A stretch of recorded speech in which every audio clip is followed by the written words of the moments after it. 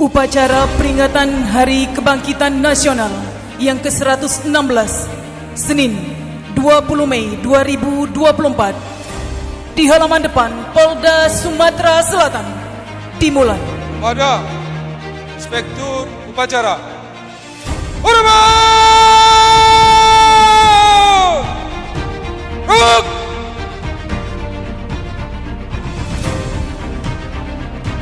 Makna dari kebangkitan nasional tidak terlepas dari perjuangan panjang bangsa Indonesia dalam meraih kemerdekaan. Bangsa Indonesia yang terdiri dari berbagai macam suku bangsa, agama yang tersebar di 17.000 pulau, dipecah oleh penjajah Belanda. Penderitaan, kesulitan dialami oleh leluhur-leluhur kita, sehingga pada tahun 1908 berdiri sebuah perkumpulan yang bernama Budi Utomo.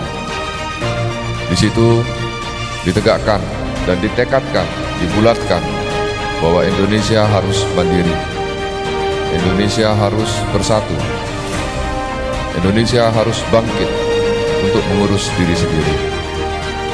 Perjalanan panjang dari 1908 sampai 1945, akhirnya Indonesia berhasil mendeklarasikan kemerdekaan pada tanggal 17 Agustus 1945.